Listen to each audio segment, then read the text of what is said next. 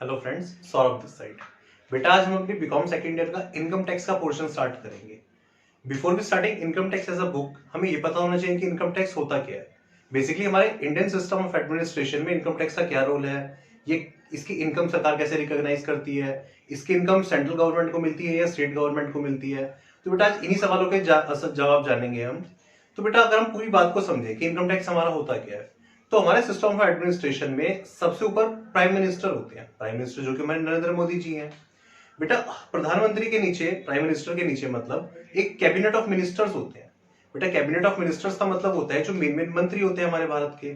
तो जैसे for example आप ऐसे समझिए कि डिफेंस मिनिस्टर है हमारे देश में राजनाथ सिंह जी, जो हमारे देश में सारे रक्षा से रिलेटेड चीजों को देखते हैं। इसके अलावा हमारे देश में होम मिनिस्टर हैं, अमित शाह जी हैं, वो इंटरनल अफेयर्स को देखते हैं।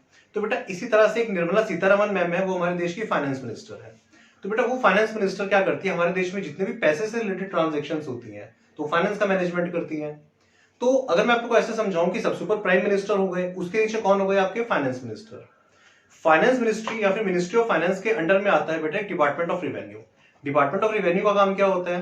तो बेटा डिपार्टमेंट ऑफ रिवेन्यू का काम ये होता है कि वो भारत सरकार की जितनी भी इनकम होती है उस सारी इनकम को रिकॉर्ड करता है। डिपार्टमेंट ऑफ रिवेन्यू के अंडर में दो बोर्ड्स आते हैं बेटा basically.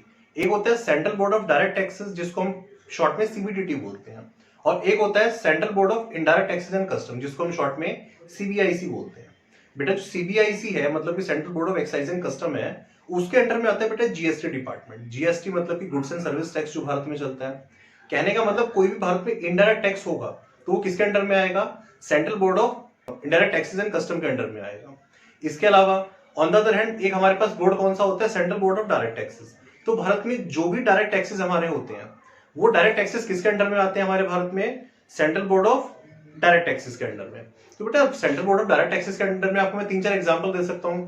For example corporate tax है, जो टैक्स कंपनियों पे लगते हैं, तो वो किसके अंडर में आते हैं? Central board of direct taxes के अंडर में आते हैं। बेटा इनकम टैक्स भी जो हमारा एग्जांपल है वो भी किसके अंडर में आता है? Central board of direct taxes के अंडर में आता है। तो मेरे अगर हम कैटेगराइजेशन की बात करेंगे इनकम टैक्स की, तो सबसे ऊपर प्राइम मिनिस्टर्स होते हैं।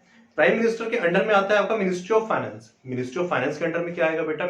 Department of revenue. Department of revenue के अंडर में क्या आएगा? Central board of direct taxes. और central board of direct taxes के अंडर में कौन गवर्न होता है बेटा? इनकम टैक्स गवर्न होता है।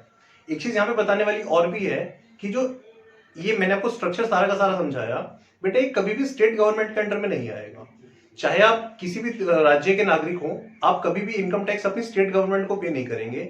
आप हमेशा इनकम टैक्स को पे करेंगे भारत सरकार, मिनिस्ट्री ऑफ फाइनेंस को पे करेंगे, डिपार्टमेंट ऑफ रिवेन्यू को पे करेंगे। तो बेटा इस वीडियो में हमने ये जाना इनकम टैक्स है हमारा, वो हमारे सिस्टम ऑफ एडमिनिस्ट्रेशन में क्या जगह रखता है। अगली वीडियो में हम इनकम टैक्स में थोड़ी और बेसिक बातें जानेंगे और उसके बाद हम धीरे धीरे अपनी बुक को स्टार्ट करेंगे। Thank you so much.